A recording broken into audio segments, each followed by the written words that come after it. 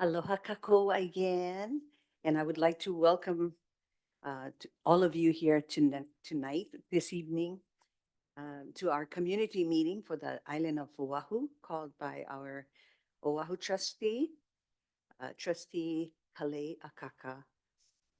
Let the record reflect that today is Thursday, October 17, and it is 6 p.m. I'm going to ask the board secretary to call the roll. Trustee Ahuna is excused. Trustee Akaka. Eo.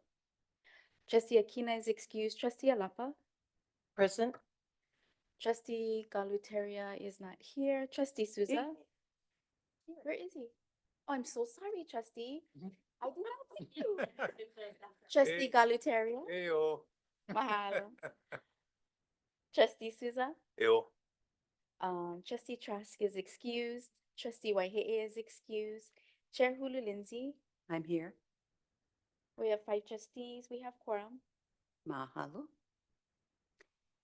We're very happy to be here tonight to share this evening with all of our beneficiaries that have taken the trek to come and see us as far as from Wahiwa and Nana Waianae, Nanakuli. Mahalo nui loa. Tonight's meeting can be viewed and observed via live stream on OHA's website at www.oha.org/live stream. At this time, I would also like to ask each trustee to introduce themselves and their staff. I'll start with Trustee Alapa. Aloha mai kako. I'm Luana Alapa, trustee for Islands of Molokai and Lanai. I have my 2 staff members here, Summer Source and Wahai Ryan. Mahalo. Trustee Souza. Aloha, I'm Keone Souza, trustee at large. I'd like to introduce Rochelle Kim. Mahalo. Trustee Galuteria. Aloha mai kako, Brooklyn Galataria, trustee at large, and I'd like to introduce Leanne Durant, our aide. Thank you. Trustee Akaka. Aloha no. Aloha humehana. My name is Kalea Kaka, and I'm honored to serve as your OHA Oahu trustee, as well as chair of now what's going to be one of 3 of our committees, which is the Beneficiary Advocacy and Empowerment Committee. Much of what we do is legislative and in advocating. Joining me this evening is my team, consisting of Mark Watanabe there and Nathan Takeuchi, as well as my Ohana, another extension of my team, my husband, which is, I guess he had to go Mavaho with the baby, but they are joining me this evening, matching in yellow for Oahu as well. I wanted to say mahalo nui to our chair for once again making it possible for me to host these site visits throughout our Mokupuni, our island here, as well as having this meeting now at Nalamakukui. This is one of the first that we've done this. And I want to say mahalo nui to my team and all those that made it possible for us to visit the various sites that we've gone to, starting off at Kukani Loko, which is the birthing stones of our ali'i. And we also intentionally we chose these places. I really wanted to go into this with the understanding of how all these places go hand in hand with our kuleana. And part of our kuleana, we're looking also regarding Mauna Ala. So we went to visit Mauna Ala as well, and we feel how fitting OHA be the stewards of these places, as we have the place which are the birthing areas of our ali'i and the final resting place of our ali'i and those who have served them through time. This is Wahi couple. We also went to visit the Iolani Palace, hosted by Paula Kana, and Uncle Robbie Alm did an amazing tour of the palace and the grounds and the burial mound there for us.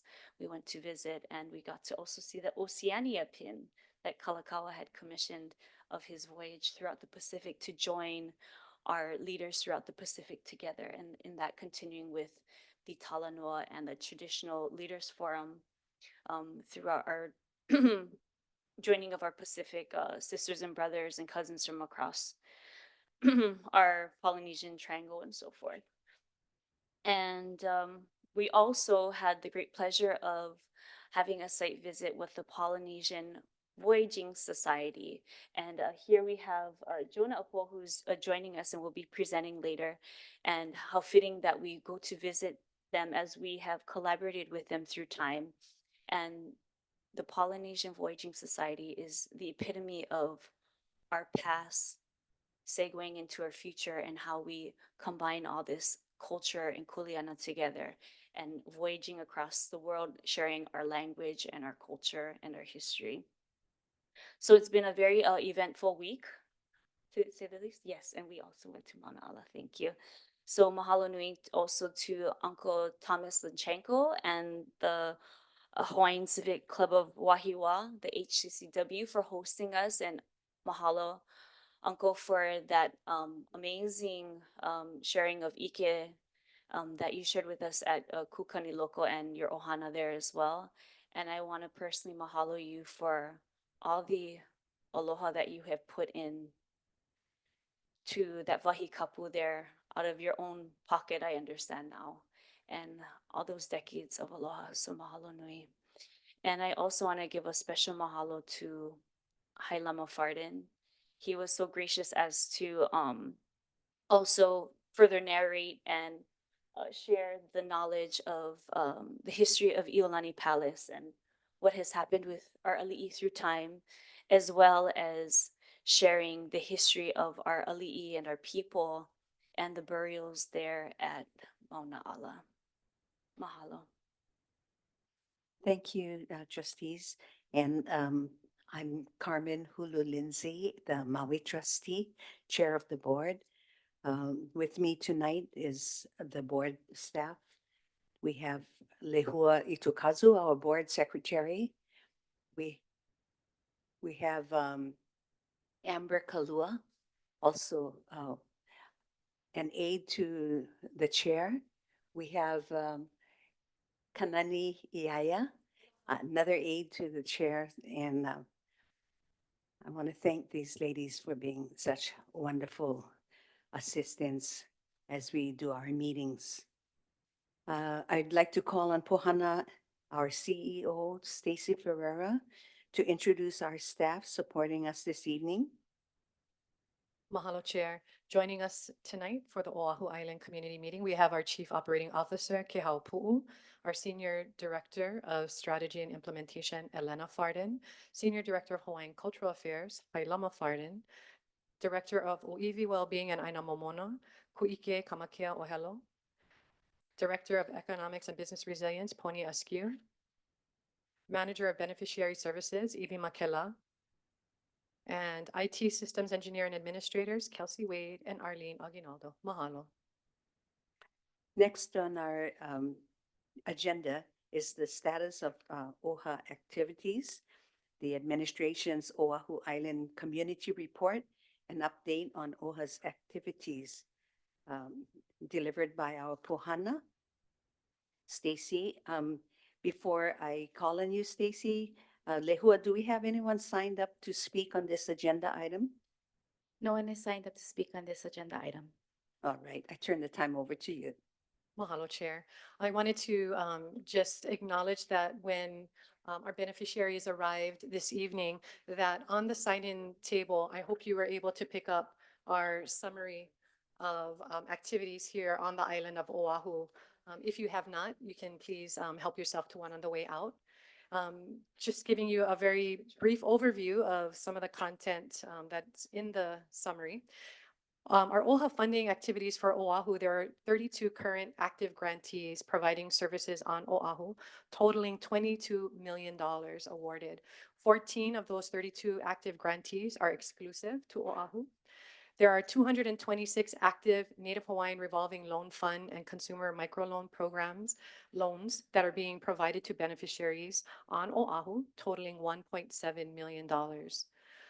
In response to a recent beneficiary inquiry about the operational status of the Hawaii Emergency Management Agency sirens along the Waianae Moku, I reached out to retired Colonel James Barros, administrator of HAIMA, and he said that the agency is working very diligently and expediently with the State Attorney General's Office, the State Procurement Office, and the Department of Accounting and General Services to address the sirens with a red status to bring them up to operational green status by the end of 2024. Statewide, there are 37 sirens reported as red. Of the 37, 19 of them are red on Oahu. 3 are on the Wainaimoku in Nanakuli Maili, Mauna Lahi Lahi Beach, and Kaena Point State Park, with most of the red sirens along the Ko'olaupoko, Ko'olauloa, and Waialua Mokus of Oahu. Also, I wanted to report on Oahu Island Burial Council. The Office of Hawaiian Affairs remains committed to the protection, restoration, and repatriation of our iwi kupuna. Additionally, OHA's commitment to iwi kupuna lies with our kuleana of selecting nominees for the island burial councils across the state. Once applicants are vetted, OHA submits qualified nominees to the governor for his approval. Island representatives are selected from the Hawaiian community based on their understanding of Native Hawaiian culture, history, burial beliefs, customs. And on Tuesday, October 1st, OHA launched an updated application on our website to address current vacancies on each of the island burial councils by seeking qualified applicants for this critical role. Currently for Oahu, there is a vacancy representing a landowner developer. So if you know of anybody that is qualified, or you are a landowner or a developer from Oahu and think you are qualified, please submit your name for consideration, and you can do so by going to www.oha.org/burial councils. Mahalo, Chair. Thank you, Pohana. At this time, I would like to turn the time over to your island trustee, Kalea Akaka, to oversee the rest of tonight's meeting. Trustee Akaka. Mahalo, Chair. All right, we'll be now moving on to our community presentations, and we have, starting first, the Friends of Iolani Palace, Paula Akana, Executive Director, and she had shared with me, unfortunately, she was not able to make it. However, she, before this meeting, she had shared some of her words and sentiments that I will be sharing with you this evening. Aloha, and I apologize for not being able to attend tonight's meeting.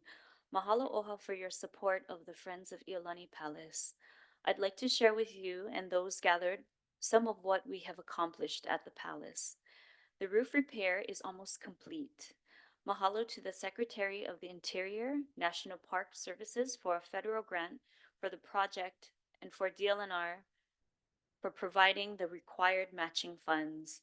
We have worked to repair and restore the pergolas, the shady areas on the grounds where folks can relax and take a breather.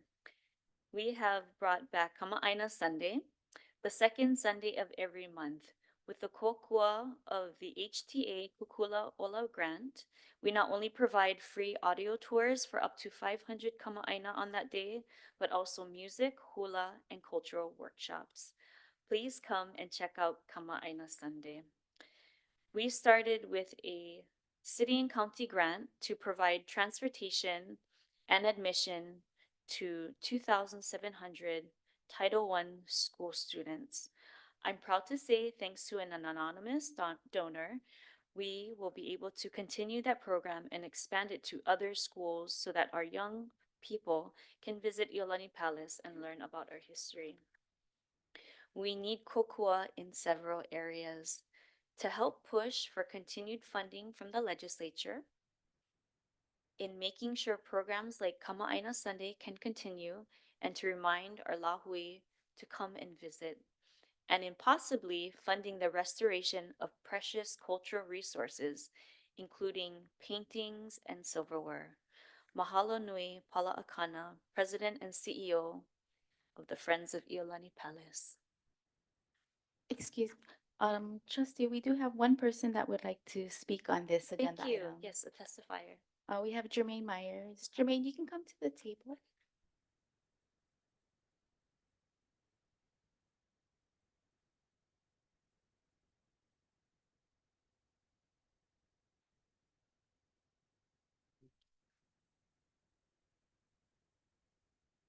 Aloha, Chair and Trustees. Aloha. My name is Jermaine Myers. I am an OHA beneficiary.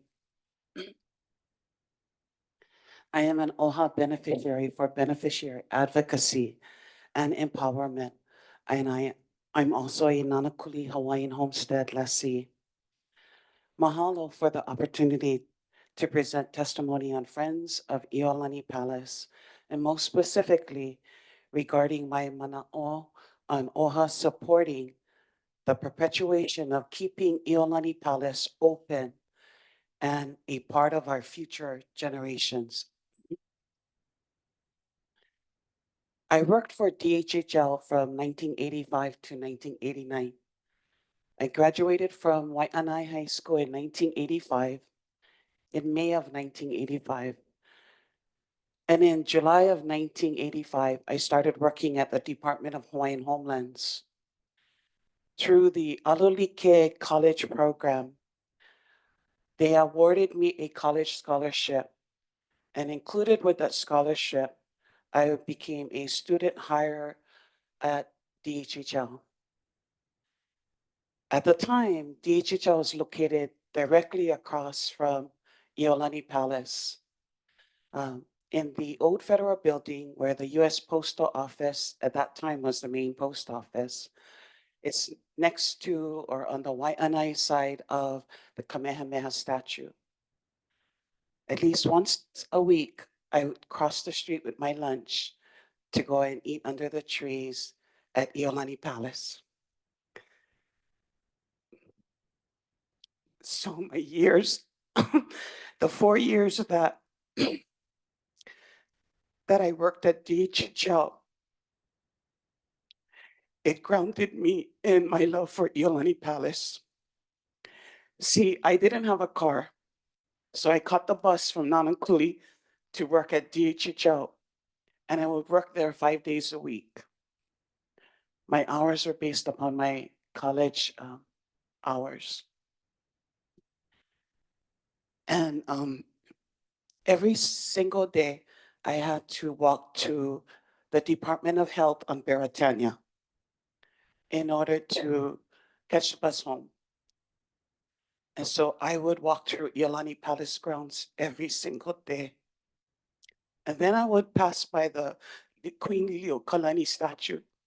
So it was really profounding to me that they wanted to move it in the back of something else. And instead of with her back to Iolani Palace and her face to the state capitol. And I would go through the rotunda and I would come out on the other side, and sometimes I jaywalked because I needed to catch my bus. But don't tell anybody. But that was my history with Iolani Palace. So it's not just, I'm just talking about Iolani Palace because it's part of our history. It's part of my history. And so for me, I understand that you have a legacy funds, but I think that Iolani should be more than that. And I think you should start a policy where you support Iolani Palace with fundraisers. Because for me, if you remove Iolani Palace, you remove the Hawaiians. We need something visual. We're visual people, hence our cell phones. We're so visual. And it's not going to get any, we're going to be stuck to this more. So we need something memorialized on the island that has the most population, Oahu.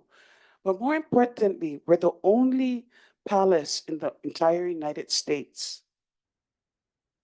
So it's not a tourist site for me. It's a site to say Hawaiians lived here. Hawaiians belong here. And with over 40,000 of our people moving out of state, we need to be grounded. We need to keep those doors open, the lights open. We need to be part of making sure that it's always going to be there for centuries to come. And if you think, wow, centuries? Well, in Europe, their castles are there for centuries. Centuries. Why can't we keep Iolani Palace there for centuries?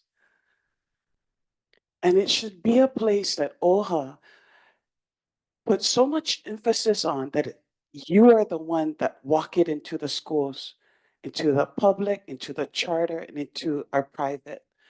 You're the ones that are saying, this is important to our history. You are the ones that are saying that you need to know about this place and you need to keep it open because we need to light the fire to the next generation to say why you need to be the trustee that keeps it open. And part of the way that we can get them involved is OHA spending money on being the, the fundraiser that, for example, just like Mary Monic, every year, my family, they want to get the shirt. It's a commemorative thing. Well, we should start that for Iolani Palace. And we should say, okay, let's be the one and have fundraisers all year long.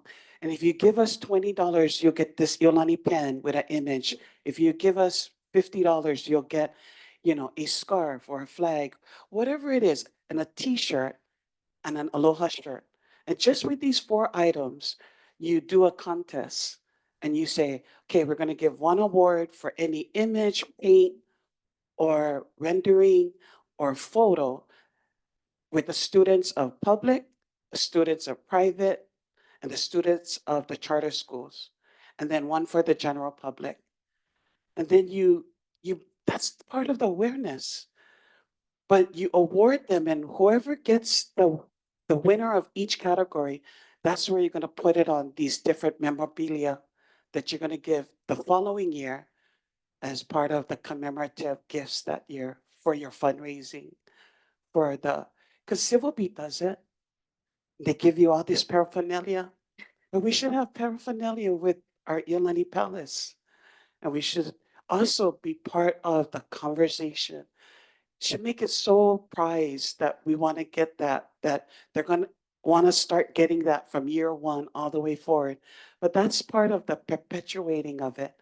And not just do it for that, do it for Polynesian Voyage Society and do that for Mauna Ala.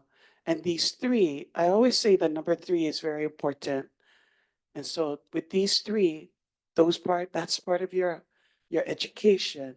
You're part of your standing firm in history and standing firm in fundraising.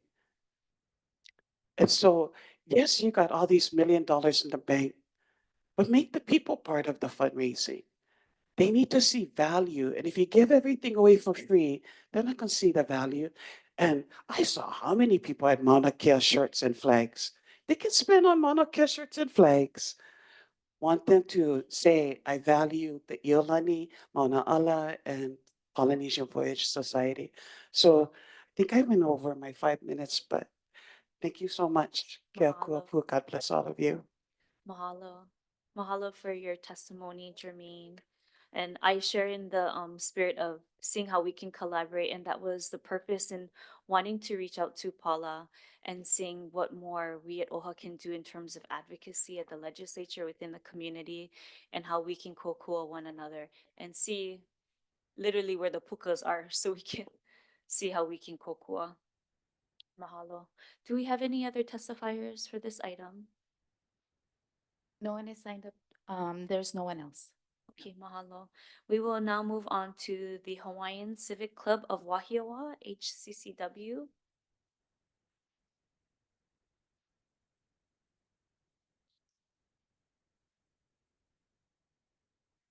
And I'm sorry, do we have any testifiers for this item?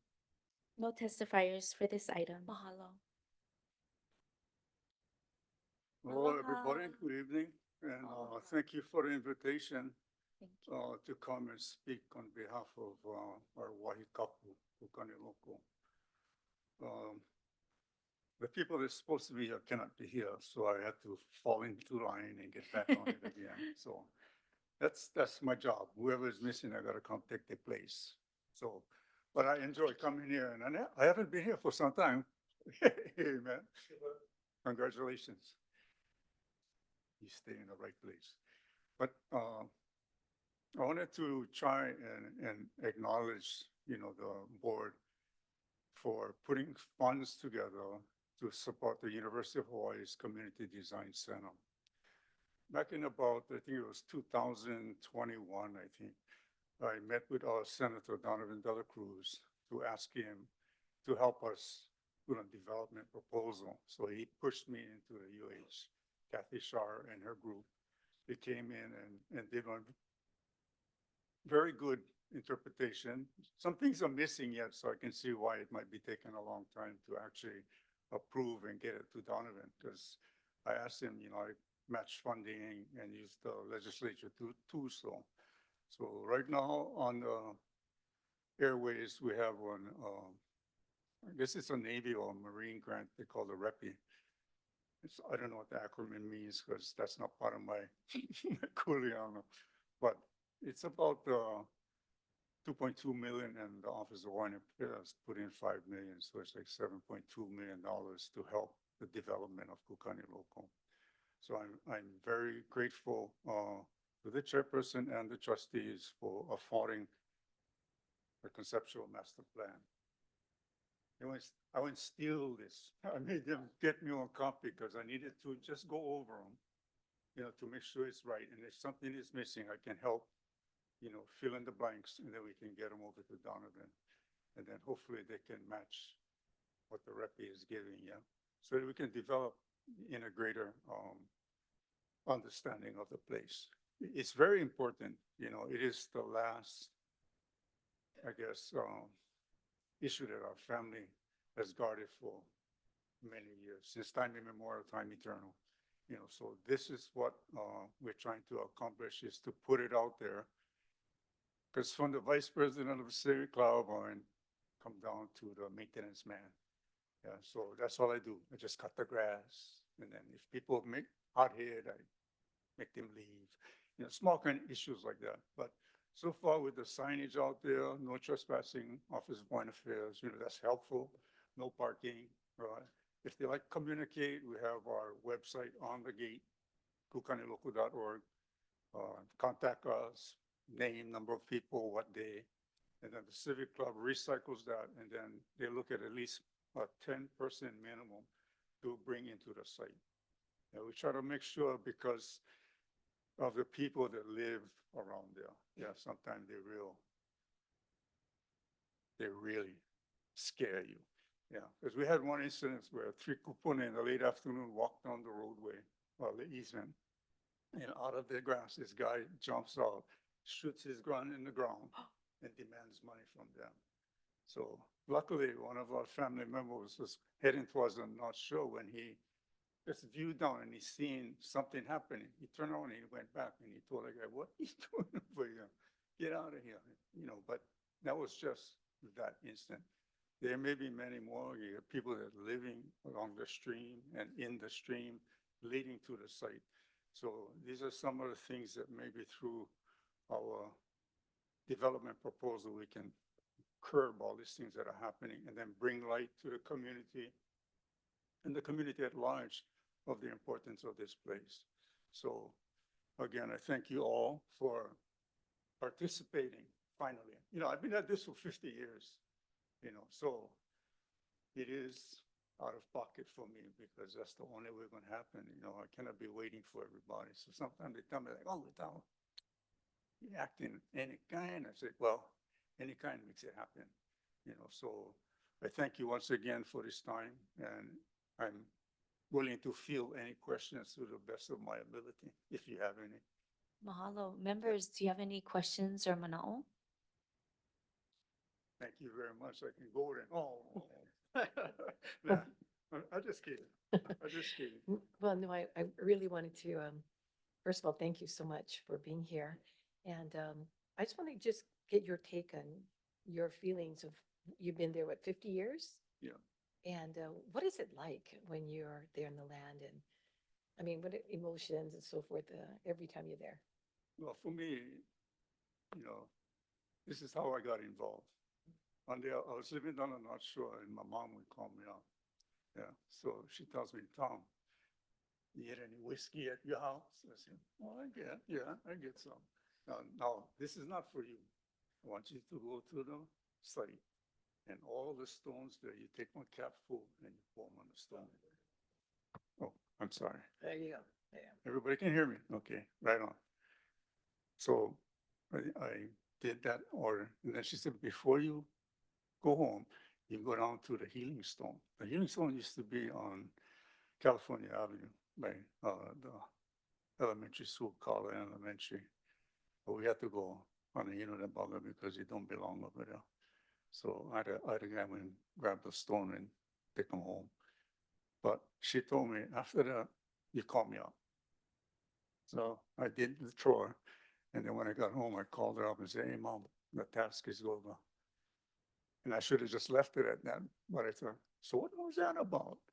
And she told me, what you did is you went and introduced yourself to all the ancestors. So now you know them and they know you.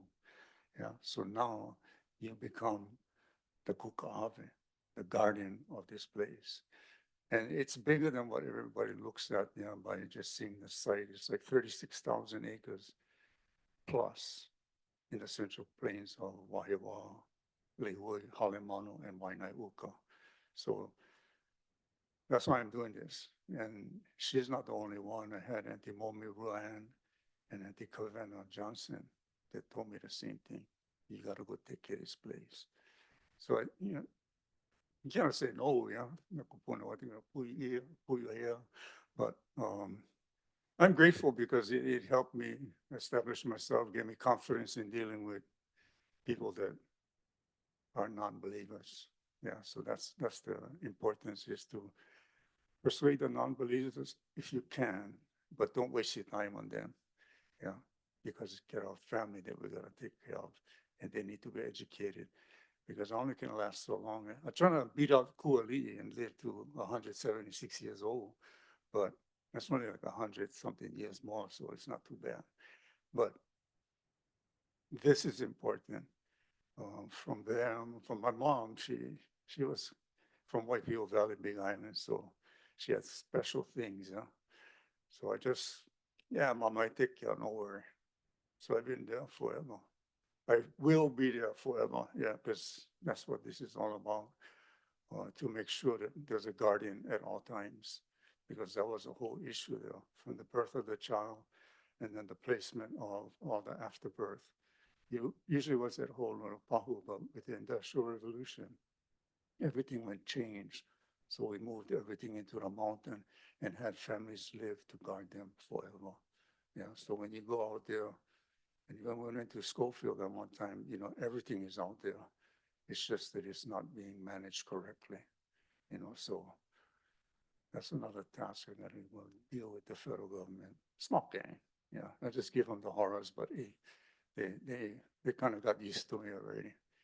But I'm telling them they gotta stop the live fire because they destroyed Haleawa or ancient Heiawa. And so it's a complex, but they don't see them because everything's still obliterated, from the impacts.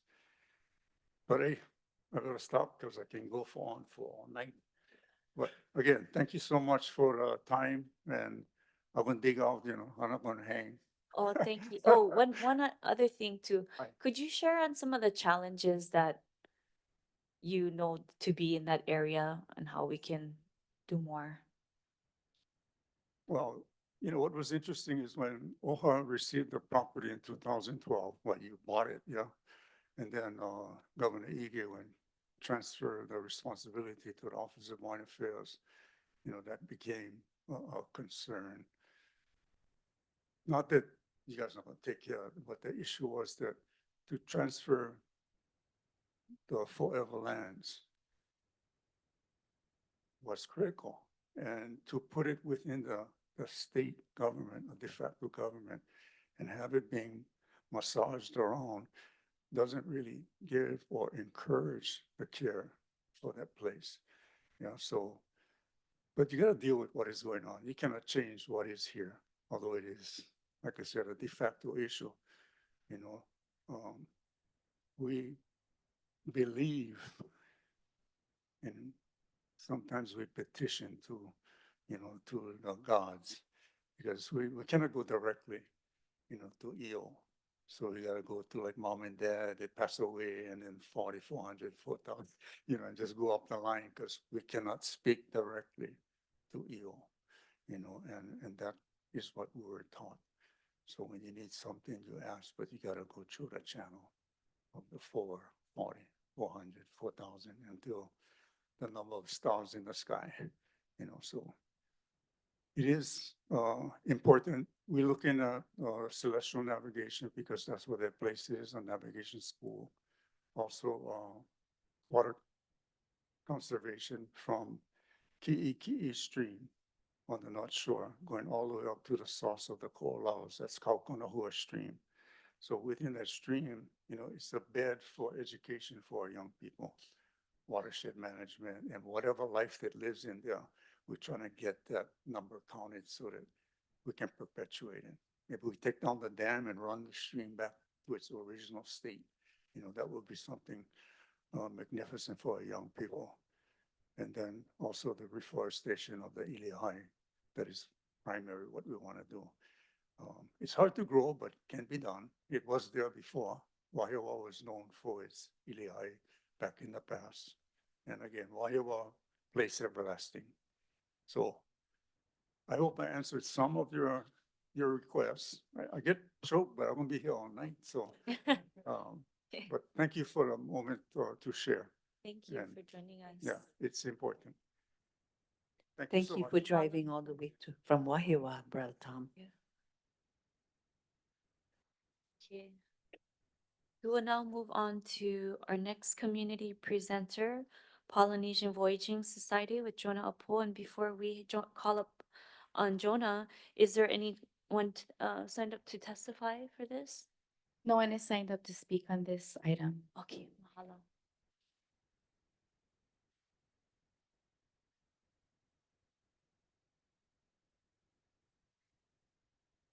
Thank you. Okay, thank you. Jonah, before you start, I just want to say mahalo anui to you and to all that hosted us at the Polynesian Voyaging Society yesterday. I was so happy to see Lehua there, as well as your po'o, Nainoa Thompson. And it was so great to see some of the photos of the past and recent past of the work that you folks do. And we're looking forward to that sale when that time comes sometime next year. Mahalo. Aloha kako. My name is John Alpo. I'm from Nuuanu, Oahu, and I'm the development coordinator for the Polynesian Voyaging Society, and then also a crew member. And yeah, I just want to say thank you for those who were able to come down yesterday for our site visit. I think it was great to have you on board and be able to meet kind of some of our younger crew members, and just be able to talk about our voyage, Moana Nui Akea, which started last year in 2023. This photo is March 8th, 1975, and it's at Kualoa, the day that Hokulea would touch the water for the first time. So kind of her birthplace. And that kind of marked a big moment, and just being able to reclaim the voyaging tradition and reignite that voyaging knowledge in Hawaii and in the Pacific. And really, that first voyage was only supposed to be that trip to Tahiti and back in 1976. But because of a promise to our teachers, Mao, and all the many that played a part in Hokulea over these nearly 5 decades. I mean, that's a promise to voyage long and deep ocean and hard, and just continue that legacy, which led us into this voyage, Moana Nui Akea, which is a circumnavigation of the Pacific Rim, the biggest ocean on the earth, and the one that really, especially in Hawaii and in Polynesia, really is kind of the lifeline to our people. And we started this voyage with a mission of caring for our oceans, the importance of our oceans that it plays in our lives, our livelihood, but even just all the earth systems. And we started this voyage with a mission to ignite 10 million navigators, not necessarily on the canoe, but kind of planetary navigators that will voyage their community or their home to a brighter future. And that's kind of what, when we go to each port, that we hope to share on a global scale, kind of the values of the canoe, the values of Hawaii. So we started last May up in Alaska. Here's a little statistics about it. Yeah, so 43,000 nautical miles. So that's going to be longer than our worldwide voyage that we finished in 2017. And then it's going to take over 400 crew members. Touched 36 countries. And last year, I think it was almost 90 crew members that we used in that first year of voyaging, and over 60% were Hawaiian. So we started in Alaska in May, and we did that to kind of honor the relationship that voyaging in Hokulea has had with the Native Alaskans up there. And the second canoe built after Hokulea was Hawaii Loa off of the logs donated by the Native Alaskans, and went all the way down through British Columbia into the west coast of the US. And here is a photo of Nainoa in San Francisco with Sylvia Earle, also one of our major ocean partners. So part of this voyage is being able to connect scientists, ocean conservationists, indigenous people. Every port we go to, we always meet with the indigenous group of that land first. But just building those relationships globally through every port we go, just to kind of unite under this mission of Moana Nui Akea. And I think also when we go to these big cities, there's a lot of Native Hawaiians that moved away from home. So it's great to bring a piece of home up there to them, because it's also their canoe too.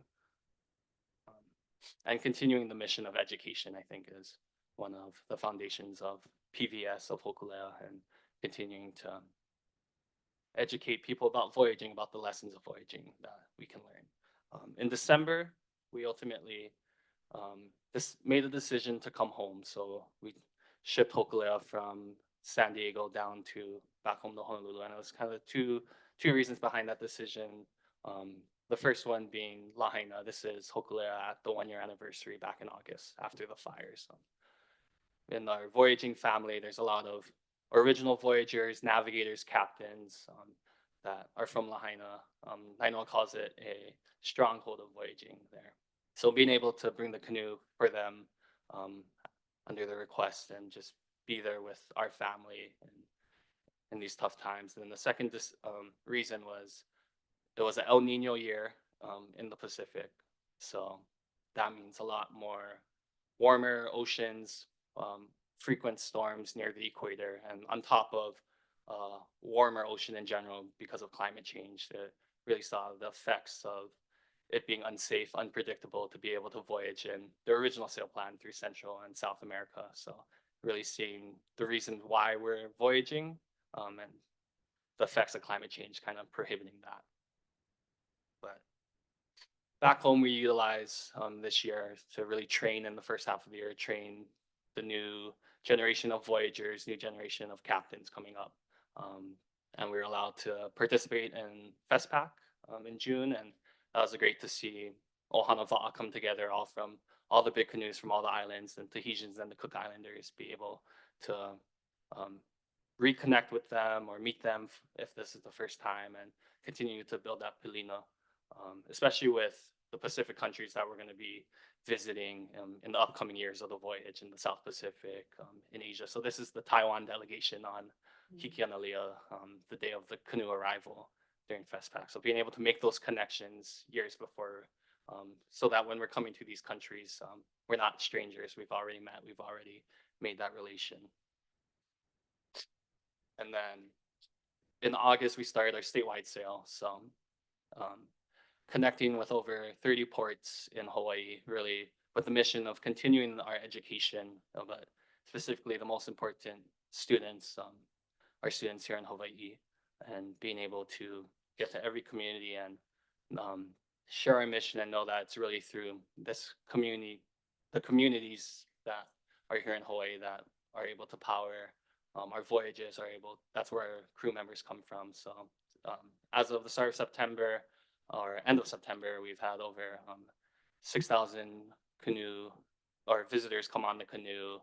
Every morning during the weekdays, we have school groups coming down. So about 47 school groups have done field trips, and then in the afternoon we do community visits, and just being able to have the canoe in places like Honolulu. I think it's been almost 10 years since Hokulea was back there. Being able to continue that education. So I think the kids are always really excited with all the different stations we do, and we partner with different community organizations to help spread out the education content and really get them on the canoe. And then this folder here is in Pukai'be, um, and we were able to have our um, honor our family too from the west side of Oahu with Nolan Keolana being the captain and bringing the canoe into Pokai with his grandfather Buffalo on board too. And even the timing of this too was also kind of right after that string of violence on the west side. So being able to be there with the community, I think was a great positive overall.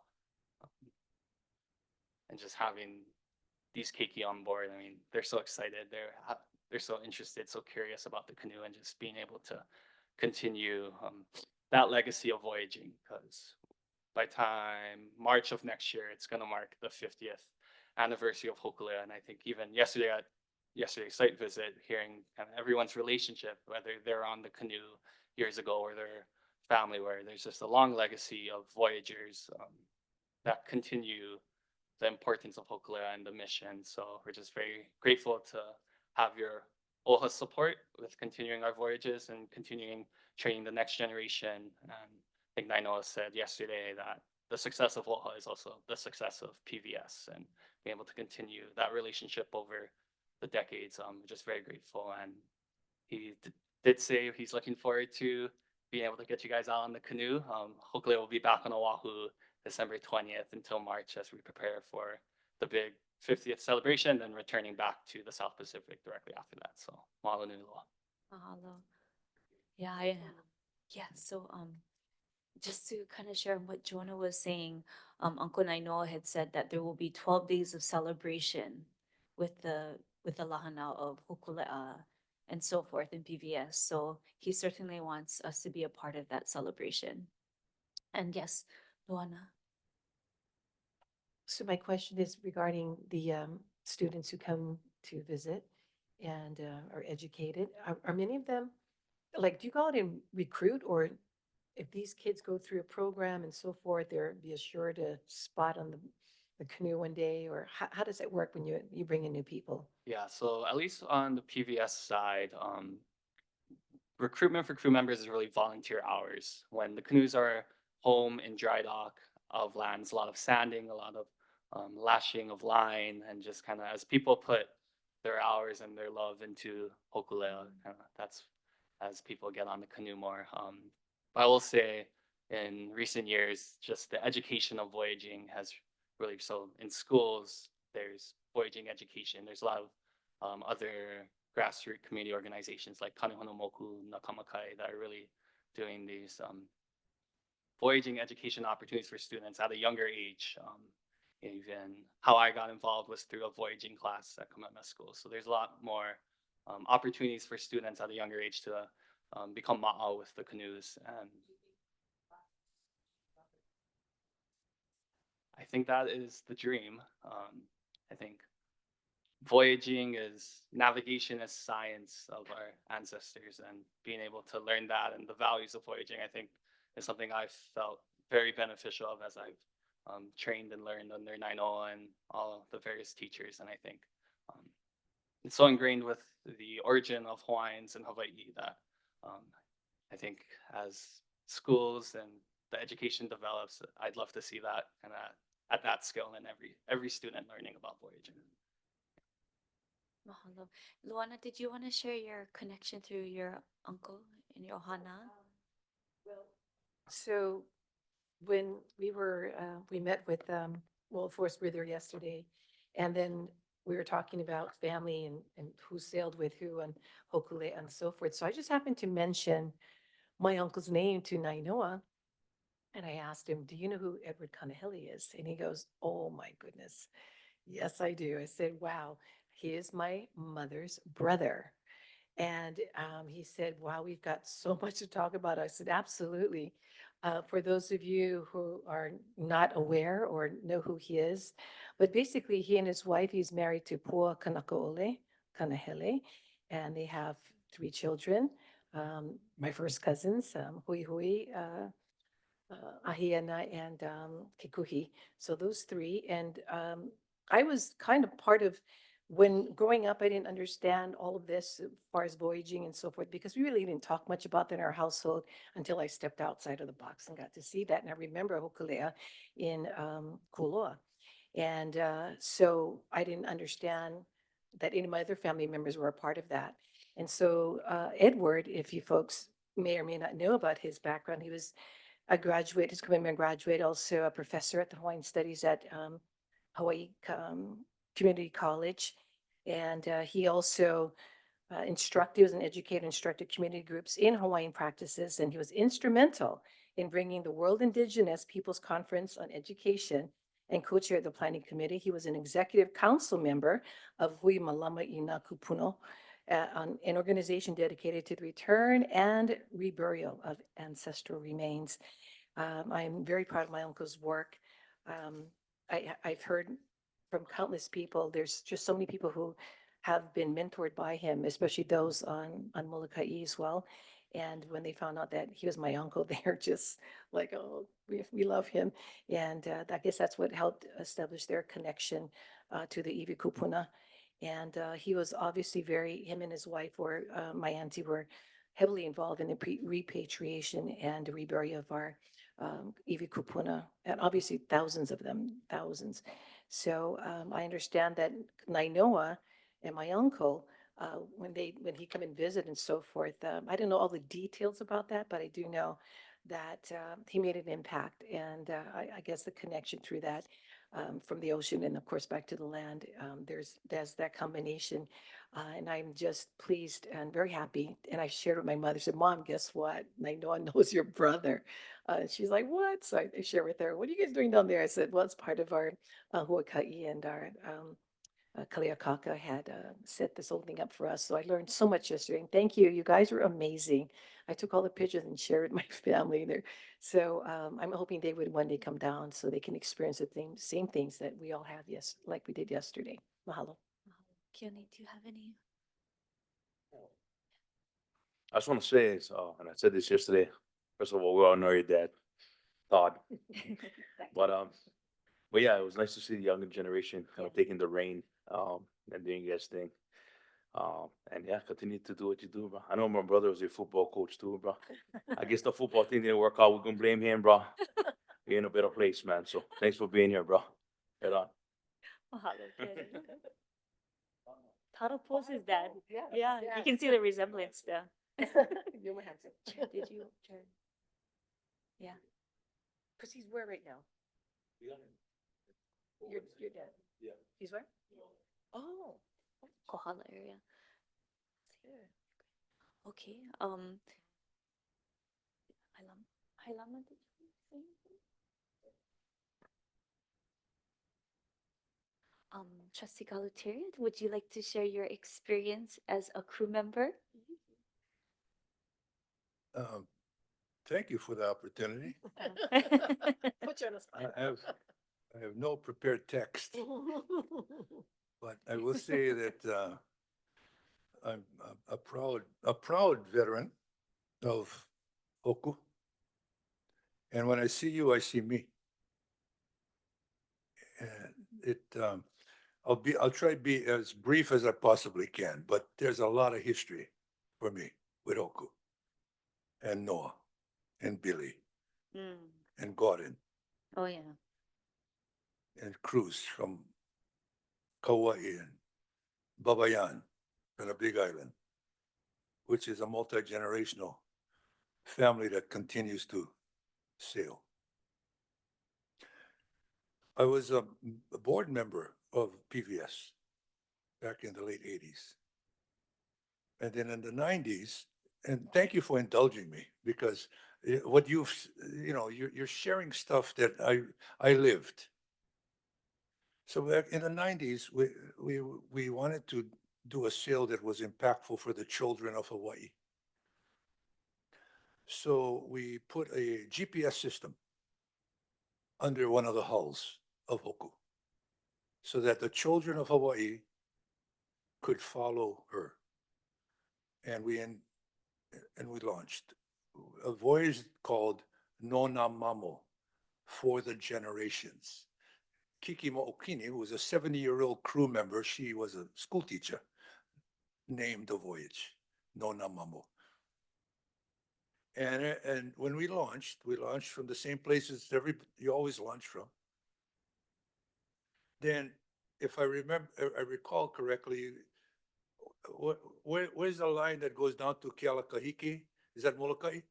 Or you go, where's the first stop? Off of Koholave, there's the point. Off of Kalikahiki. Kaho'olawe. And then boom, you go down south, straight down, right? So it was at that point that we engaged the children of Hawaii, and all of the teachers of the DOE were invited to be a part of this. So they encouraged their fifth graders or whatever it was. And every day we had that was when I was doing radio, morning radio. And every day we had a report. Nainoa called me from the deck of the Hoku, or Chad called me, or Kalepa called me. And we'd have a report from them in a couple of minutes. It's a beautiful day. We're sailing down, boom. We're gonna hit the doldrums pretty soon. And in the doldrums, for those of you who are listening, is part of what is called the Intertropical Convergence Zone. So right at the equator, there is no wind. So what you gotta do is you kind of gotta whip her down. And so sometimes you don't move for a couple of days. You make your way through. Get to the southern hemisphere, and then the wind picks up again. And then you make your way down to Tahiti. So that was the deal. We got down to Tahiti, you go to Tautira. That is where the canoe rests after 25 days, as you know.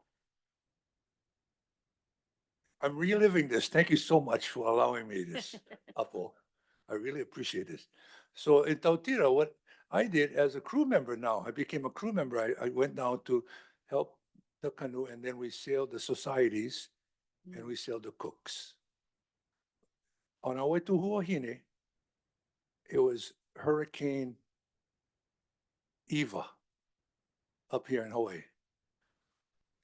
So as a crew, we decided, let's sneak into Huahine. No, first we called the mayor of Huahine. Said, can we come in early? Anytime Hokulea moves, the whole place, the island closes down. No schools, no nothing. Everybody comes and welcomes Hoku. The mayor told us, you cannot come in because you guys are supposed to come in tomorrow. So here's what you're going to do. You're going to sneak to the back of the island. Everybody going to come off the canoe. We're going to call home. And then we're going to back on the canoe and go out and come in the next day, which is what we did. After we secured our families that they were good in Hawaii. We did Huahine, we did Maori, we did Rarotonga, Raiatea. We went to Raiatea. And then we went to the cooks. And as we entered the cooks, we entered Festback. That was my first experience with Festback. And then I jumped. I came back, and then 6 canoes came back to Hawaii with Hoku from all of the island groups. I hope I'm not boring you because I'm having a good time telling you this. Yeah, and then Nona Mamo was Pau. But in this whole experience with Hoku, I gained lifelong friendships with brothers that I never had before. And I will always love those guys. I will always, and those Wahines too. And what you bring to OHA as a parting thought, and this is my final thought. Everybody has a place on the canoe. This table is a canoe. We have we have our captain. We have our navigator. But not everybody is going to be a captain or a navigator. So as my parting thought to everybody in this room, where are you in the canoe? You're just as important as the kapena or the navigator. And I can leave that with you because you know what I'm talking about because you're a sailor. Okay, everybody in this room, where are you in this canoe? Mahalo. Mahalo for your time. Mahalo. And before I continue, I just spotted our new Hawaii Island trustee-elect, Kai Kahele here. So mahalo for joining us, Kai. Mahalo. And I also wanted to share as a proud daughter of two crew members, some of the experience I had as a keiki growing up in the Polynesian Voyaging Society, and some of the memories shared by my parents. So some of my earliest memories with the PVS were going down to uh, uplands on Hawaii Island to the forest over there, where they had, wow, these big trees that you don't always see until you go up that high. And we were there present for the felling of the tree, the Mauloa, which we're so happy to welcome and put the sails up and so forth for FestPac in the Hawaii Convention Center.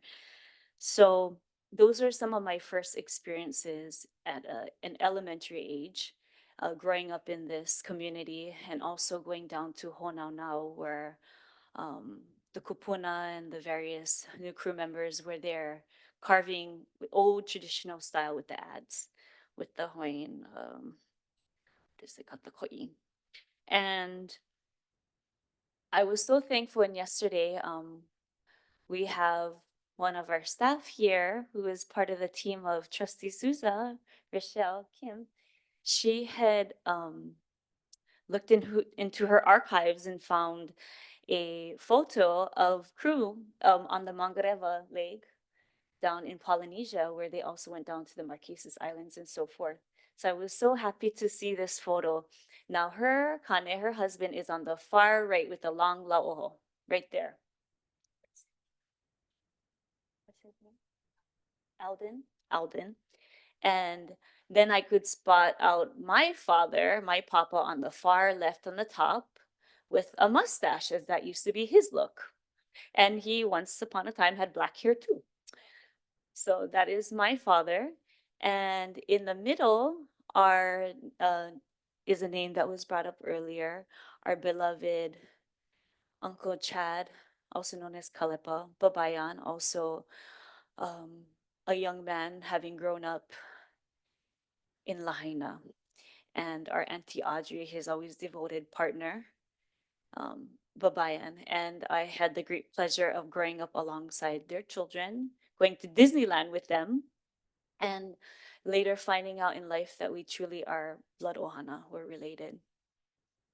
So if you could also indulge me now, I will share with you some of the memories that I shared with my parents, some that I had remembered myself growing up in this, and then also in my experience. So before I go deep into that, you'll see on the screen my father in his kihe there, and in the background, you'll see the Golden Gate Bridge. That Golden Gate Bridge. So this was circa 1995. And behind, we see the Lyman, Pi'anaia, Ohana, and you also see my mama, Anna, in her red kihe, and I think that's a headband, on the left, always alongside my father. So one of my most joyous memories growing up as a child of crew members was the summer of 95. I was staying at my Akaka grandparents' home, as I often did. And I woke up in the bedroom alongside our kitchen. And I woke up, sometimes, you wake up and you're not fully up, but you can hear what's going on around you. You hear the sounds. My eyes were not yet open, but I could hear in our kitchen radio, which my grandmother, mom is referred to her, she would play every morning throughout the day. She would start off with KCCN, Hawaiian 105, and so forth. I woke up hearing the voice of my father and Uncle Brickwood live on the radio. And he was on, I believe, Uncle Kavika Lyman's cellular phone, which was a very long distance call and very expensive by the minute call. and they were live with you on the radio, and I could hear my father's voice and your voice, and they were just sailing under the Golden Gate Yeah, Bridge. I remember And that. and I think we can go back and forth in recounting this. So they were sailing under the Golden Gate Bridge, and now there is a law in California that you cannot just go throwing anything over the bridge. So, all the aunties up there, they said, we don't care. You can tell us what you want, but we still gonna do it. So what they did was the aunties were over there ready with their lei, with their flowers.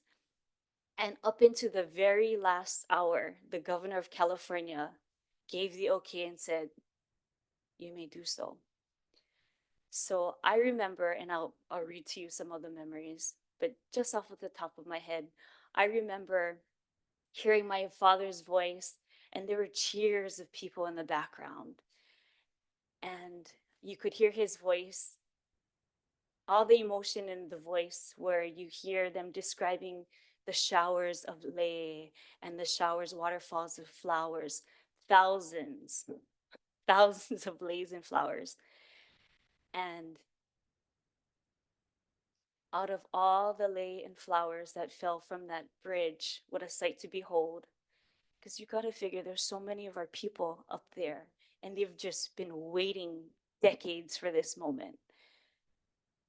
And after all those flowers and leis had fallen, there was one flower that landed on the deck of the canoe. And as a surprise, which was unbeknownst to our ohana and to even the crew, as they pulled under the Golden Gate Bridge, they sailed in, and there were thousands, maybe about 40,000 people on Chrissy Field. So that's one of the first beaches alongside after you go through the Golden Gate Bridge in San Francisco. And it might have been Uncle Norman Pianaya. He had looked over to my father and had said, Daniela, what do you think? We continue or we pull out the side? And he said, we have to stop. We have to. So they pulled in, the escort took them in along the water there, and they released the lines towards the water to the beach, where people had a chance to pull in the va'a, hokulea, onto shore. And the biggest surprise, unbeknownst to our ohana and to the crew, there was our Uncle Kwai. Oh, really? Yeah, our Uncle Kwai. So Uncle Kwai, we lovingly refer to as Uncle Kwai. He is also known as Reverend Abraham Akaka. So Reverend Abraham Akaka, he was a pastor for Kwai Ha'o Church for decades. Even welcomed Dr. Martin Luther King Jr. and so many others to come speak on the pulpit. And he also was the one to name Hawaii the Aloha State. So whenever you see that license plate drive by, he was the one to name Hawaii the Aloha State. So I share this with you all as some of the magical experience I experienced as a child of this, but I will also read to you some of what they shared with me. One other thing too, being a Big Island girl myself, I also had the pleasure of being a part of the Makali'i Ohana. So it was very nice to see a lot of our Makali'i Ohana joining us for bringing Maloa over for FestPac. Okay, so my parents having sailed in meeting with the crew in Japan, Mangareva, Marquesas, my parents both to San Francisco in the Northwest. My mother was nicknamed Sails, as she often would be the one to prepare the sails and sewed them on the va'a mid-sail. And my father, he served as a protocol officer. Now, with the felling of the tree for Malua on the uplands of the Big Island, that was the first experience that my father walked into where he came into his spiritual role from a Hawaiian standpoint, not just from a Christian standpoint, but a Hawaiian standpoint, because our Uncle Guai had said, you are the one who will be the chosen one to carry on. And he said, oh, Uncle, I don't know. I like to have a good time. I like to party. I don't know if this life is for me. He said, you will find the time will come. So when that time came with Uncle Teva and so forth, out of all the crew members, no can help, not everybody speaks in Olelo Makuahine. However, my parents, being the guinea pig of the UH system with Hawaiian language, they had that gift. And he was the only one that could recant those chants and oli that the crew members, hours and hours they tried. He was the one that he was able to do that. So from that point on, that was his role. So in circa 1995, on Hokulea and on Hawaiiloa was the Northwest Voyage. They started in Seattle, then went up north to the Lummi Nation, a Native American reservation. Went to Bellingham, Vancouver, BC, British Columbia, then went back to the south with Hokulea, while Hawaiiloa went north to Alaska. So then my parents headed up to Nia Bay on Olympic, Alaska in the Pacific Northwest, to the Columbia Bar, known as the Graveyard of the Pacific, where waters were actually very calm for them, not always the case for others, hence it being called a graveyard. They made us stop at what some refer to as Kalama, Washington, but the true name is actually Kalama, because in Kalama, Washington, there are many of our Hawaiian people that went up to work and they passed away there. So we have descendants of our people up there. So they went up to pay respects to the Kupuna descendants of John Kalama. Then they went from there to Fort Vancouver, Washington, where many Hawaiians worked and passed away, where many burials are at Fort Vancouver. And this is where my mom and papa had stayed in Portland, Oregon, with a family from Lanai, the Schomburg Ohana, John and Donna Schomburg. They then went back down to Astoria and got slammed by the worst weather that Hokulea had ever experienced up until that point in its voyaging history. And according to Uncle Norman Pi'anaia, that was the far worst that they have ever experienced. I remember my father talking about days later, he was just aching from his chest through his body because of the pain. So it is where my father was then asked by Uncle Kimo Lyman to do an oli for the winds, and to which he applied, well, usually it's done on the bow of the vessel, and normally it's done to ask to bring the winds down, or to bring the winds up. Now the winds were howling and the waves were high, and it was crashing along the canoe. And it took 4 men just to man the main steering sweep. Now that was a sweep that some of us trustees were maneuvering yesterday. So it took 4 men to hold that down. And Joan, I see your face. I think you're probably understanding where I'm coming from. That's a lot. 4 is a lot, Four yes. is a lot. It's a lot. And it was captains, acting captain Kimo Lyman, Captain Kavika Lyman, Captain Norman Pi'anaia, and my father on the main steering sweep. And my mother, she could hear from where she was manning the starboard sweep on, what would you say, one of the stabilizers on the Yeah, on each side is a side sweep, kind of side sweep. help stabilize the canoe. Yeah, so she could hear the struggle coming from there, and this lasted hours and hours. So You're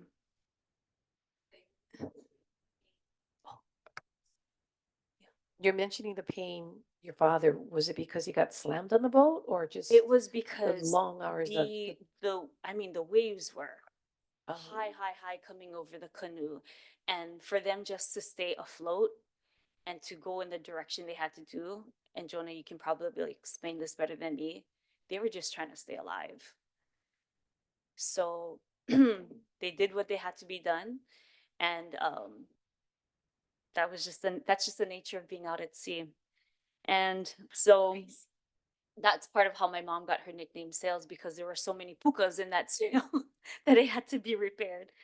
And so they made after they made it out alive with that storm, they made an unexpected, unscheduled stop in Eureka following that storm. So that storm went from about 2:30 a.m. in the morning to sunrise.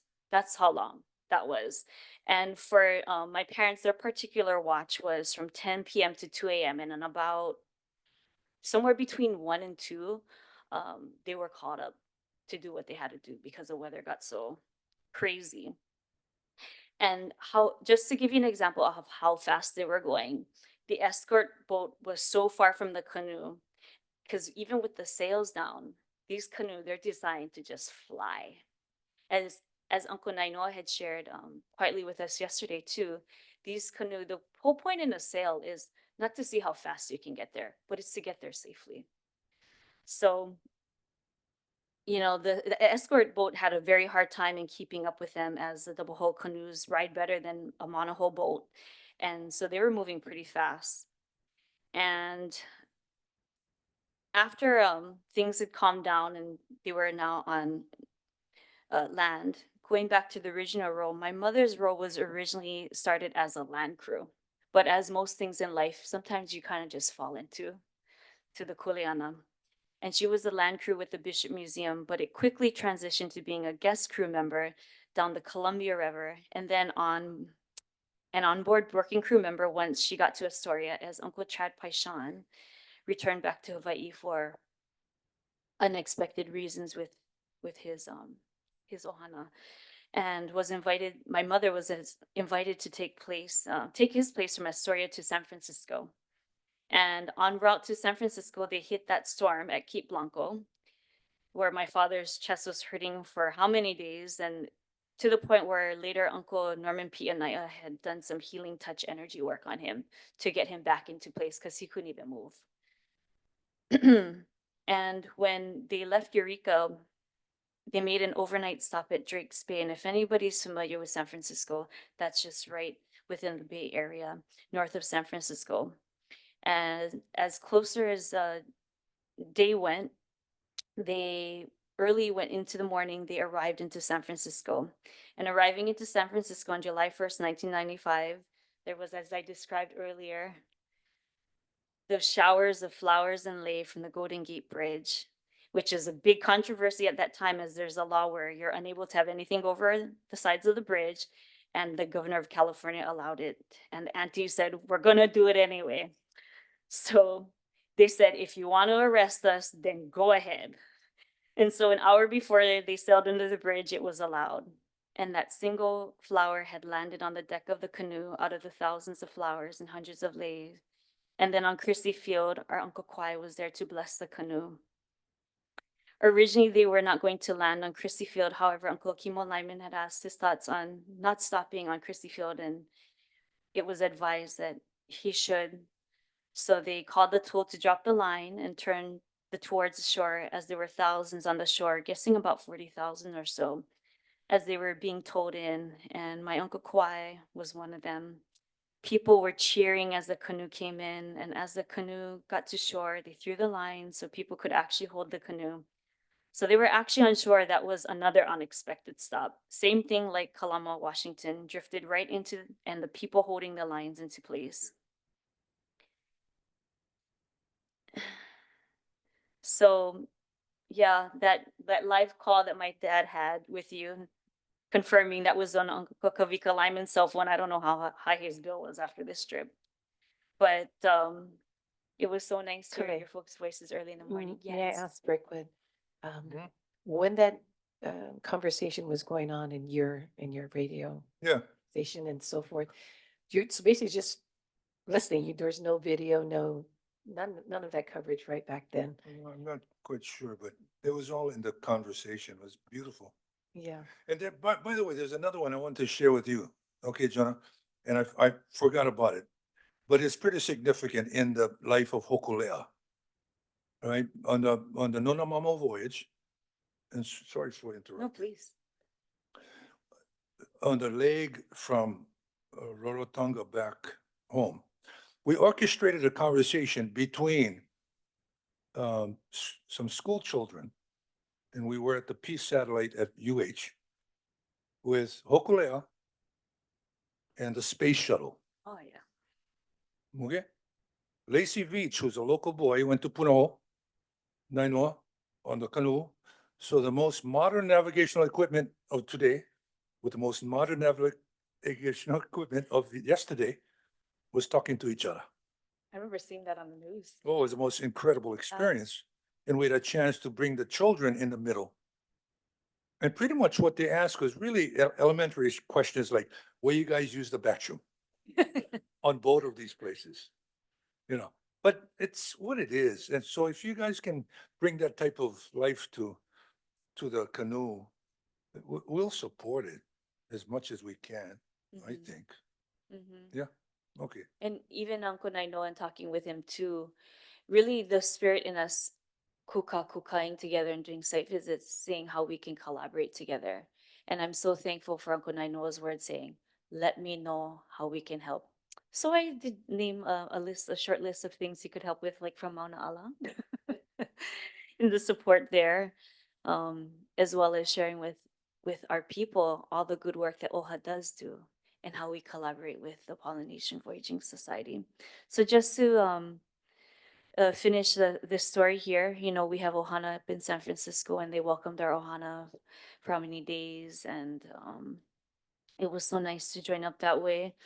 And then the canoe went down to south to Santa Barbara, then to Long Beach, and my father rode the Escort, which is named the Post Pilot, and the old Coast Guard tugboat, which was refurbished from Long Beach to San Diego, and that was captained by Tony and his wife Guy Carter. But we have such precious memories, and those are some of the memories that I mahalo you on listening and sharing. Thank you.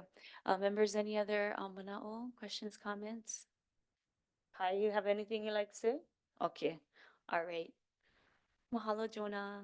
Mahalo nui loa. Okay, thank you, mahalo. Thank you. Okay, we will now move on to community concerns and celebrations. I understand we have at least one that signed up to testify, Jermaine Myers.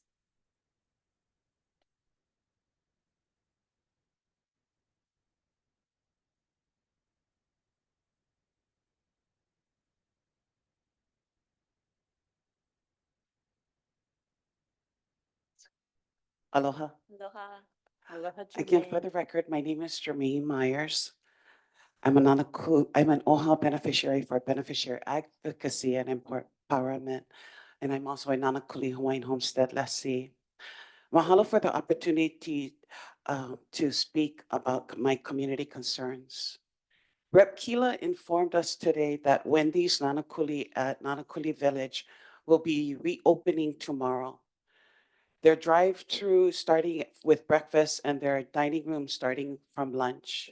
A portion of all of their profits from tomorrow's sales will be given to the ohana of the young man that lost his life on October 6th to help with expenses related to his celebration of life. If you're on the west side tomorrow, please consider getting a meal at Wendy's. Please continue to pray for the workers of Wendy's, of which a majority live on the west side. I extend an invitation to all of you, especially our Oahu Island trustee and our 4 at-large trustees, to come and join us for Rep. Keela's Lawmakers Listen Town Hall in Nanakuli. For your information, Rep. Keela's, this is his second year holding this specific town hall, Lawmakers Listen. Lawmakers Listen will take place on Tuesday, October 22 at 6:30 p.m. at the Nanakuli High and Intermediate School cafeteria. The guest lawmakers or the panel will be Rep. Keela, Speaker Scott Saiki, Majority Leader Nakamura. Sidebar, Rep. Nakamura is the chairman of Act 279 Working Group. Act 279 relates to the 600 million appropriation to DHL to develop lot awards by June 2025. The panel also includes Councilmember Tupola and Hawaiian Homes Commissioner Marfile. This town hall is set to be another great opportunity for our community to engage with our House leadership to share what we need in the upcoming legislative session. Mahalo to Kapohana. Stacy, you're the first kapohana that I know since I've been coming to OHA BOT meetings since 2017 that shared a written report for the beneficiaries, and I'm looking forward to reviewing it. There are 3 things that are important to me as a beneficiary for beneficiary advocacy and empowerment. Number one, transparency. Number two, accountability. And number three, data. To show the effectiveness or ineffectiveness of a program, policy, or procurement contract. Only through prayer and guidance of the Holy Spirit do I set my priorities for my community advocacy work. In the past, trustees, OHA staff, community leaders have asked me to look into this or look into that, speak about this or speak about that. Only my Na'au and the Holy Spirit tells me my priorities. Nobody else. Chair Hulu, I have a deep love and admiration for you. You're a trustee that don't practice nepotism or conflict of interest. Even when your daughter's halal one at the Mary Monarch, you never insisted that OHA highlights them on OHA Kawai Ola. As a matter of fact, I don't think they never even entered the front page. You are a leader that I trust and I continue to trust. In regards to data, I have a personal friendship with Les Kondo, and I appreciate his audits of OHA, DHHL, and any other state agency that affects Native Hawaiians. In regards to transparency, I'm a videographer that videotaped every single OHA board meeting and committee meeting that I attended from 2017 until the start of the 2020 pandemic. I had completed Olelo production certification classes to learn videography and to become an Olelo director. I got certified in 2017 and again in 2022 to update my knowledge on the new video editing software and on Olelo Productions post-pandemic priorities. At Olelo, because they come under PBS, Defamation 101 is the first thing they had taught us, because freedom of speech does not protect us from defamation of someone's character and reputation. We are warned. And I keep that at my forefront when I come before you and whenever I speak in public, that I never defame anyone's reputation with lies and gossip and rumors. So that's why I use data. I always look for the facts, not fiction, not fabrication. So even in my interviews, the person that's interviewed me can start talking gossip. They can start talking defamation. They can start talking rumors, but you'll never hear me validate them. That's their problem. They're going to get sued for defamation of character, not me. Didn't come out of my mouth. I was just standing there being a spectator of their ideologies, or whatever. With 3 committees and 1 BOT, each having a chair and a vice chair, that totals 8 of the 9 of you. Who is going to be the outsider? That's why I was so shocked that you guys decided to do that, but I respect your decision. So who is going to be the one man out? Because that's why I showed you the data that even with the amount of meetings that you had or failed to have, you said that that's your priorities. Each committee had kuleana to do. And yet some meetings, there was none in the month. So that's why I was asking, why do you need a 3rd committee? And now you're making one of your trustees be the outsider. Is that necessary? So I'm not going to support the ratification of it at the BOT. The RM can continue on with 2 leaders and 4 aides get paid more than you guys. according to the data from Civil Beat, and one board trustee as the chair and vice chair, another as the vice chair, and four of the staff that goes with the BOT chair and two trustee aides. That is enough. Because as far as I'm concerned, Kapohana and all of the staff are the ones that are doing all the legwork. You guys come up with the ideas, you guys come up with the policy, but they're the ones that are doing all the research. So there's a lot of time. So I'm still gonna support that only 6 of you in leadership. If you're not, I'm not even the chair of Nanakuli Maili Neighborhood Board, and I don't care to be it. We're gonna have a new one when, if the court becomes our senator, and I'll put my name in the hat to be a leader. Because even without leadership, you're still responsible to look into transparency, accountability, and read your data. So that when you come on the table, or when I go on the neighborhood board table, that what comes out of my mouth is asking for accountability, transparency, and making sure that the data is sound and has been backed up, not rumors. So again, I mahalo for all of you.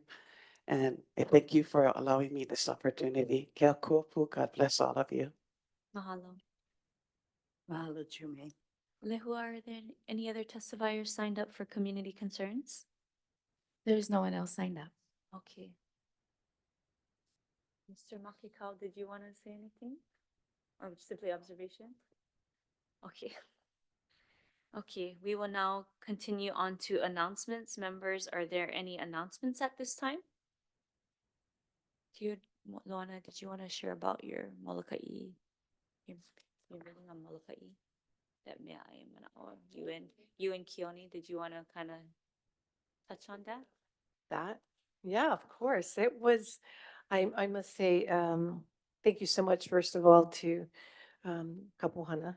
Stacy and your team did an excellent job, excellent in the follow-ups from the last community meeting we held back in, was it May, June or May? May, I think.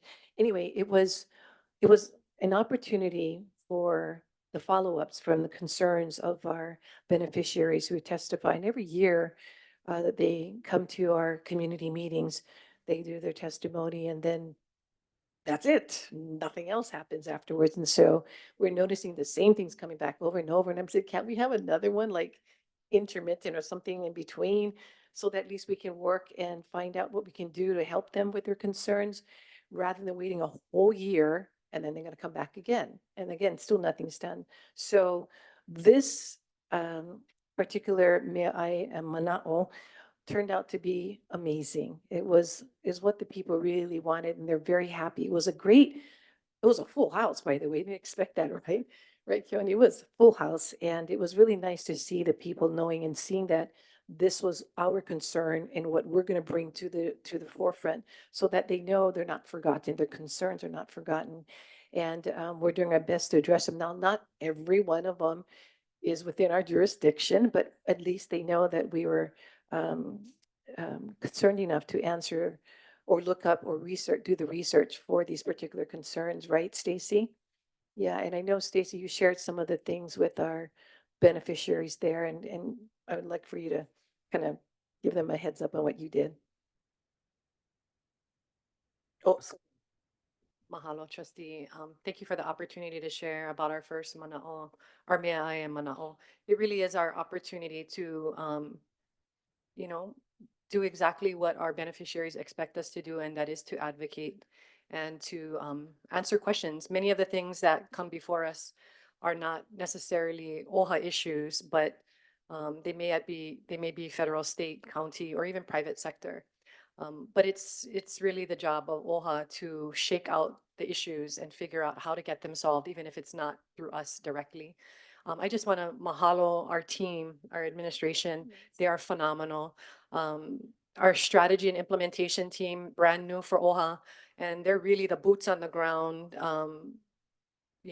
doing the tough lift of figuring out how to solve these problems in our communities that come to us year over year over year. And I will say that it was standing room only. And, our Molokai beneficiaries, they're rough and tumble. They don't, they have high expectations, like all of our beneficiaries. But Molokai in general, they've gone a long time with very little. And so it was really, really awesome to be able to start answering their questions, giving them progress reports, rebuilding trust and confidence in the agency. And it was time well spent. We will be back very soon. We will continue to give updates. And again, just mahalo to the team because this is Team OHA. And it's administration working with our trustees like never before. And it's apparent to our communities that it's happening. And we're just going to continue to do the good work. It's the water in the canoe, Trustee Galuteria, that sinks it. And so we're bailing. We're bailing and we're holomua going forward. Mahalo. But I wanted to say, where is Kehal still here? Hi, Kehal, come, please, please. I'd like for you to, Kuike, there, Kuike. Would you mind sharing a little bit about your interaction with our Molokaians? And I know this because they're getting to meet you folks for the first time. We have obviously a new crew. A lot of the things that happened over the past administrations before us, before our leadership right here, here, um, we had no control. And so now we're kind of cleaning up, if you will, or trying to improve that with which has we've had to deal with for so long.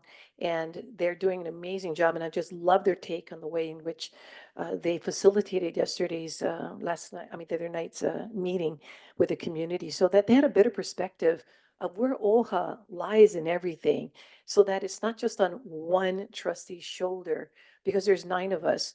And the fact is that having Stacy to Silwana, please pick a trustee to come in and assist and work with you. So so I picked him because we have family there too.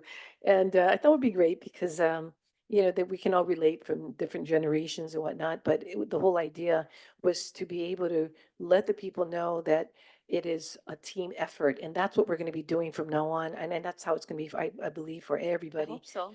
Oh, I know, right? So it's not just us, it's all of us working together for the common cause of our people so that what we are tasked to do, and the fiduciary aspect of it is to ensure that these conditions are being met to improve their lives. I didn't get a chance to share with them, but I think if anything, whoever's listening in on this meeting, for myself in having the incredible blessed opportunity from Keokua to be funded and to be able to take the funds from that to give right back to my community on Molokai, it's priceless. Um, the first thing that I wanted to share is the things that we're asked constantly, especially as we're going through what is the major issues? Of course, it's housing, number one in the state, not just for Hawaiians, for everybody. But the high cost of what it's going to cost to move in or to buy a home, that's off the table. It's never going to happen for us right now, the way the rates are going right now. And so, what's the next best thing that OHA can do to help? And I thought, well, we got people living in homes, and a lot of these homes are in terrible conditions. So why not work with improving the conditions of their homes? And that's where the home repair project came into place. And I work with 2 nonprofits. The Ho'olehua Homestead Association, I donated 20,000 to them, and the Molokai Baptist Church, it's a nonprofit. And together, they were working on repairing homes for our beneficiaries. And I have these before and after pictures, and oh my God, it's chicken skin because you can see the immediate impact for our people. And they're so thrilled and so blessed and so appreciative that we took the time out to do this little thing, which, I wish I had more money, but it's something to get them started. And I really thought that if we can at least address that in particular for OHA in the housing area, I think that'd be a wonderful way in which we can assist not just Molokaians, but throughout the Payaina. Keone, did you want to share and then they talk? So moved. Um, yeah, no, I echo what you said. You know, this is the first time we we're able to respond in a timely manner, because usually it's once a year, right? We show up and not enough, especially for Molokai and Lanai, right? Where sometimes they're forgotten, right? Yeah. Maui County, look at it as a whole, right? They're always getting stuff, sometimes even with the grants. And, I remember last year, community meeting, we showed up and two of the beneficiaries that were there at the meeting received letters that day that they didn't receive their grants. You know what I mean? So it was timing was kind of awkward at that time for us, and so we got to see one of them come down, and there were some comments on how things got better. And so we admitted, hey, we're working together on this, and that's all they want to hear, right? The community only wants to see the confidence that hey, we're doing it for you. We acknowledge who we're serving. We know our audience, especially Molokai, because you guys are different. Molokai is different. You know what I mean? And so we weren't there to be better than anyone or act like we know everything, which Keho pointed out right at the meeting, because sometimes we could have came across like, hey, we know this, you guys don't know nothing. But certain people shared that, hey, we told you guys that the last time as well. So we're getting the same data that they're getting as well. Um, next time I think the meeting should be a little longer. 'Cause we don't want to give them the excuse that we gotta fly back. Yeah. You know what I mean? And so, but we were leaving the struggle at that point, right? The number one agenda item on that day, one of five airlines, the issue with Mokulele It was on the Airlines. news the night before too. Yeah, exactly. And even Uncle Roy being delayed coming in. And so I look forward to continuing the conversations, the dialogue, and making progress. That's what I want to do every time I go back. I don't want to come here feeling helpless every time. You know what I mean? And so was good. Was I think at the end of the day, right when we left, everybody came together and they agreed they wanted us to come back, right? And good. Whether with or without the trustees, we would say, yeah, even if administration can be back or whatever it may be before the next community meeting. And so it was good. Overall good response. So mahalo. Thank you. Well, I also like the way in which you explain to your beneficiaries the different departments and what are they responsible for. And like you said, and shared with the beneficiaries there, that you guys are the boots on the ground. And, we have a fiduciary responsibility, our policymakers and so forth, but you folks basically enact and move things along. So that was really good. And I know how, you came on board and you're the newbie and I liked what you had to share, but go ahead, you can do your part. Okay, so first, I just want to share that I'm pleased that we're doing this kind of engagement. Just so you folks know, Stacy has us meeting bi-weekly, so we meet every other week to follow up on all the community concerns that were raised at all of the island community meetings. So, we will discuss any that have come up from this meeting, and then there's follow-up that happens. And she expects progress too on what we're reporting. So that's happening. Um, and I think the engagement is important. I just want to say I've shared my story with Stacy. So I did come from the city, and as a deputy, I had Kuleana to be a mayor's rep, and so my board was the Eva neighborhood board, and we meet monthly. And those guys, like community gets impatient when we take a month to come back with updates or reports. So, and I don't want to make assumptions, but I think it's a good thing that we're engaging and coming back more frequently. So Molokai was our first. We learned some lessons. Yeah, hour half was not enough time. But To let the trustees know. huh? But overall, I think it was successful. And part of my measure of success was, we did get some kudos on social media the next day. But the kupuna at the end, and I was telling them, was all these kupuna wahine who came up and who were just appreciative um, of us coming back, of providing the updates and progress. So we look forward to working with each of the trustees, not just the island trustees, but it was pointed out that at large have kuleana across the Pai'aina too. So we look forward to continuing to collaborate so we can ho'o mau and do, be held accountable and fulfill kuleana across our communities. Brother can talk about the content stuff. Aloha Chair, trustees, beneficiaries here this evening, as well as observing online. I just first like to say, if I've said anything to offend or done anything to offend anyone, kalamai, he mihi keia. Yeah, and then I would just also want to open up and just say, mahalo ya Molokai Indoya Hina, mahalo to the community of Molokai for receiving us and having us in your space. You know, trustees, it's very important that not only who we put in front of community, who we put in community, but how they engage. Yeah, we understand and we receive, you know, and we inherit all of the kuleana from our predecessors. Yeah, all of the do's and the don'ts, all of the haves and have-nots. So I mahalo you for your support. This I am mana'o, you know, it was really an awesome concept from the inception, you know, because once a year is not enough. As Kehal stated, I also serve on the neighborhood board. I'm not the mayor's rep, however, you know, but once a month is not enough. You know, so once a year is definitely not enough as well. And then one of my metrics of success that night before I get into some of the nitty gritty is all of our staff made it home safely. You know, as we know, history tells us, Molokai puli o'o. If they don't like you, you're gonna know very quickly. So again, I want to mahalo the kupuna and ohana that came out that night, and all of the aloha and na'au ha'amama for sharing with us their space and their aloha. And so basically, it's this. Yeah, I mahalo our at-large trustees because of your leadership and because of what you've communicated in these island community meetings. Yeah, I've learned that each island has 5 trustees, as the island trustee, as well as the 4 at large. Yeah, and that we all share kuleana. And if we do the simple math, this is a 9-member board. Each island has the majority. If the island beneficiaries prioritized, if OHA's administration responded appropriately, we would be able to move to better the lives and conditions of our Native Hawaiian beneficiaries. Yeah. So I just want to say that it's very important that when we show up to community, that we can communicate in such a way that they can receive everything that we're communicating. That was one of the takeaways from that evening, and they mahaloed us over and over and over again. So these mea aya and mana'o, they asked for more, and our commitment from the administration is to support our trustees.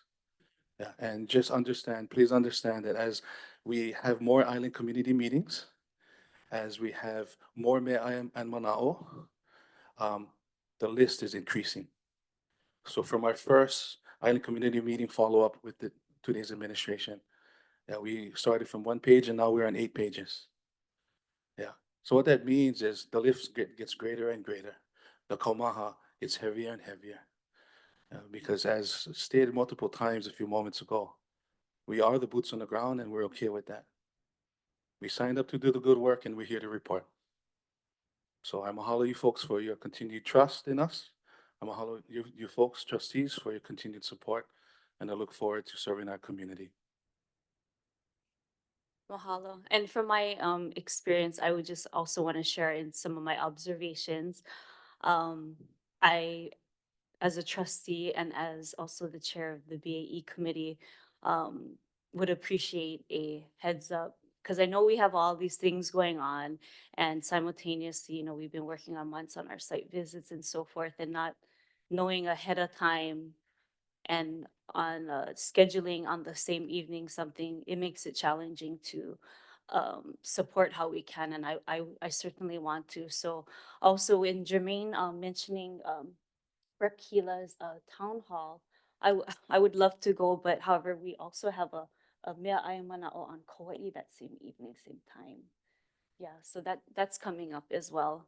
But I think a simple memo to let the trustees know in the future, that would be very helpful so that we can coordinate properly and also so that we can spread the word that this is happening and encourage our beneficiaries to attend.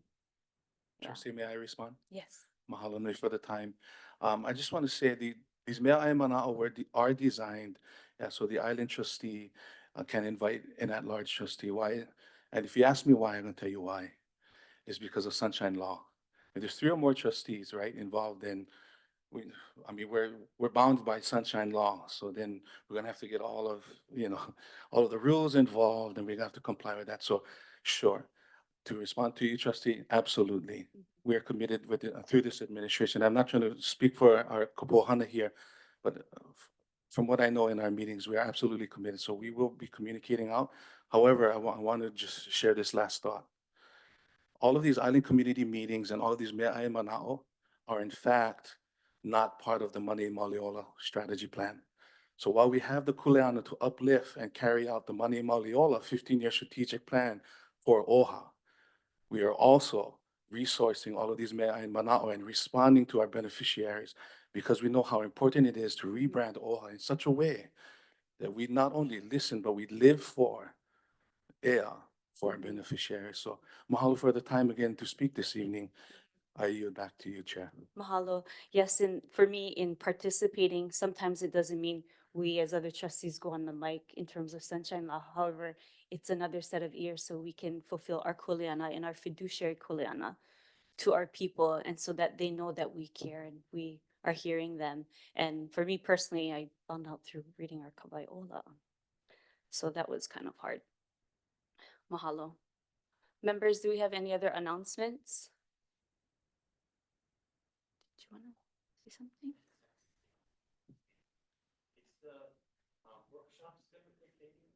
Do you want to go on the mic?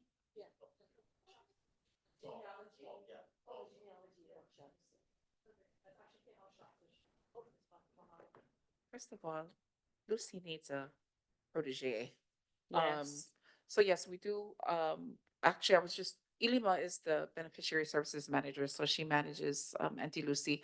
So we were just talking last night about coming out with, and I think this would help with your, concern as well. Like, uh, I would love to have a Hawaii calendar where we can Yes. calendar everything for the whole year, so we're not clashing in terms of meetings. But, sorry to get back to your question. Yes, we are gonna try to increase those because we see how valuable and well attended they are. Like this room was packed last night and I only came at the tail end. So we will work on that. Also memo to our trustees and board about that too, because I found out through our social media about that, and I would have loved to have attended that as well. Mahalo. Yeah. Thank you. Any other announcements? Okay, well, if not, I move for Mahalo. Is adjournment. there a second? Mahalo. It's been moved and seconded. Any other comments or Manao members? Okay, I will, if we can have the roll call for adjournment. Trustee Ahuna is excused. Trustee Akaka. Aye. Trustee Akina is excused. Trustee Alapa. Aye. Mahalo. Trustee Galuteria. Aye. Trustee Souza. Trustee Trask is excused. Trustee Wahehe is excused. Chair Hulu Lindsay. Aye. We have 5 yes, we are adjourned.